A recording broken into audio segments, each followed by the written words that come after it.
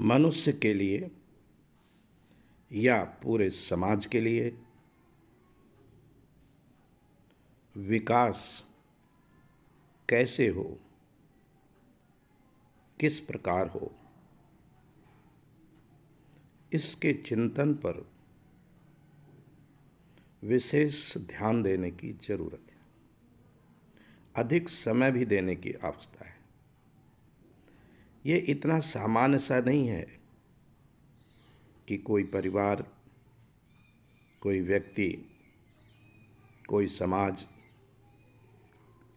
मात्र कोशिश करने लगे कि वो सत्ता हासिल करेगा, वो सफलता हासिल करेगा, ऊंचे पायदान पर बैठेगा,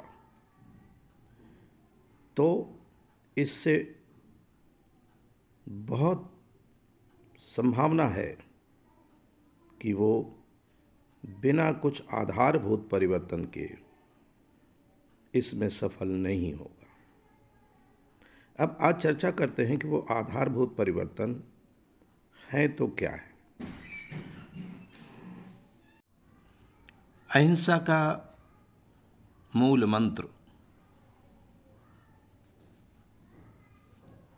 सर्वाधिक और सबसे पहले जैन दर्शन ने ही दिया, जैन धर्म ने ही दिया। आज भी विश्व में अहिंसा का इतना अधिक वैचारिक प्रभाव रहता है, तमाम राजनीतिक प्रयोग होते हैं। इसके लिए पूरा विश्व जैन धर्म और दर्शन का आभारी है। महावीर स्वामी के बाद गौतम बुद्ध, तथागत बुद्ध,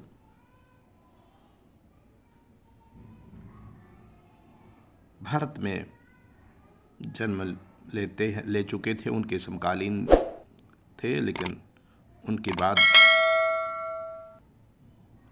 के थे। मगर बुद्ध ने जिस स्तर तक बौद्ध धर्म को, बौद्ध दर्शन को पहुंचाया,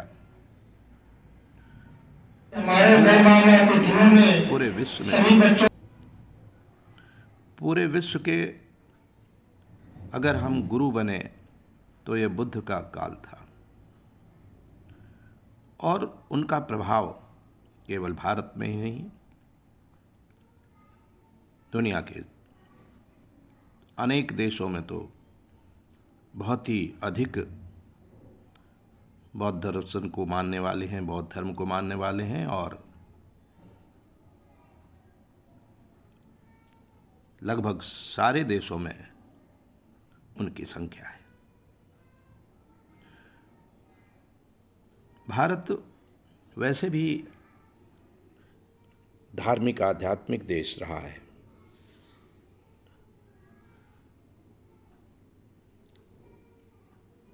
बाद में बुद्ध और उनके अनुयायी इसको आगे ले जाते हैं। रोशनी दी कि आप अत दीपो भव स्वीकार कर लें। सारा प्रकाश आपके अंदर है, उसी को जाने, उसी को समझें। बाहर भटकते रहने से आपका अंधकार बढ़ेगा। और आज भी उनका दर्शन दुनिया के सर्वाधिक वैज्ञानिक दर्शनों में, विज्ञान सम्मत दर्शनों में है। बाद में भी 8वीं शताब्दी में भारत में आदि शंकराचार्य आध्यात्मिक परिवर्तन करते हैं, धार्मिक परिवर्तन करते हैं। दयानंद सरस्वती आते हैं, जो वेदों की ओर समाज को लेकर चलते हैं, अहम ब्रह्मास्मि की चर्चा करते हैं और बताते हैं कि इधर उधर बहुदेववाद में भटकने से अच्छा है कि एक ब्रह्म की उपासना करिए। उसके बाद भी विवेकानंद और आधुनिक समाज में भारत ने एक दार्शनिक और दिया जिसका नाम ओशो है, आचार्य रजनीश। अभी भी देश में अनेक दार्शनिक अपना कार्य कर रहे हैं, आध्यात्मिक जागृति पैदा कर रहे हैं। बौद्धिक आश्रम में हम बौद्धिक आध्यात्मिक चेतना को विकसित करते हैं ताकि समाज में परिवर्तन हो। पहले आध्यात्मिक परिवर्तन हो, दार्शनिक परिवर्तन हो, वैचारिक परिवर्तन हो, बौद्धिक परिवर्तन हो, तभी न समाज का परिवर्तन स्थायी रूप से होगा। दृष्टि बदलनी चाहिए। बौद्धिक आश्रम पाखंडों को नहीं मानता, अंधविश्वासों को नहीं मानता है और विज्ञान में धर्म का मंत्र देता है। वैज्ञानिक दृष्टि को आगे बढ़ाने पर बल देता है। और अगर आपने वैज्ञानिक दृष्टि बढ़ाई और धर्म को वैज्ञानिक दृष्टि से देखा, जीवन को वैज्ञानिक दृष्टि से देखा, तर्कपूर्ण दृष्टि से देखा, तो जो उपनिषदों का पुरुषार्थ है, पुरुषार्थ में धर्म, अर्थ, काम, मोक्ष, तो अर्थ की साधना भी आपकी होगी, काम की साधना भी होगी और सही अर्थों में आपका विकास होगा।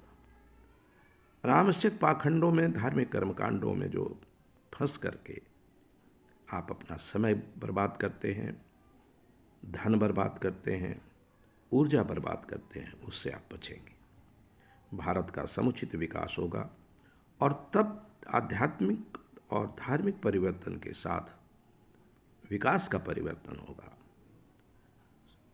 और आप विकसित होंगे।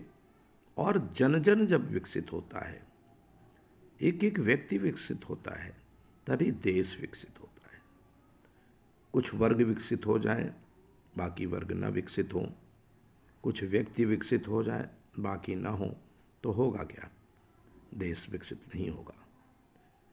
और भारत ने तो वसुधैव कुटुंब का मंत्र दिया है विश्व को, तो वसुधा ही कुटुंब है और वसुधा का विकास जरूरी है कि वसुधा में रहने वाले मनुष्य आध्यात्मिक रूप से विकसित हों, दार्शनिक रूप से विकसित हों और तब उनकी आर्थिक और राजनीतिक सत्ता बलवती होगी और ये पृथ्वी सही अर्थों में जिसकी हम कल्पना करते हैं, स्वर्ग की कल्पना करते हैं, वो यही पृथ्वी होगी, यही पृथ्वी होगी।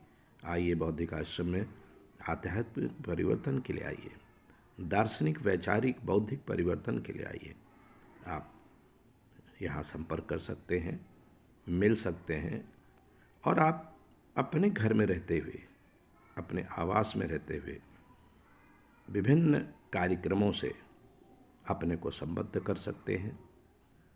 आप देखेंगे कि आप में एक क्रांति हो गई। आप नाहक समय जो इधर उधर बर्बाद करते हैं, अपना कीमती समय तमाम तरह के अनुपयोगी कार्यों में लगाते हैं, कभी सोशल मीडिया में व्यस्त हैं, कभी इधर काम कर रहे हैं, कहीं उधर काम कर रहे हैं, एक कोई राह नहीं पकड़ते हैं, भ्रम में जीते हैं। तो भ्रम से मुक्ति के लिए बौद्धिक आश्रम आएँ, संपर्क करें और आप अपने ही स्थान पर रहकर, अपने ही यहाँ रहकर आगे काम कर सकते हैं, अपना उत्थान कर सकते हैं, अपना विकास कर सकते हैं। आपको शुभकामना, आपके परिवार को शुभकामना। एवमस्तु। अहम ब्रह्मास्मि, अहम ब्रह्मास्मि। अत्तदीपो भव।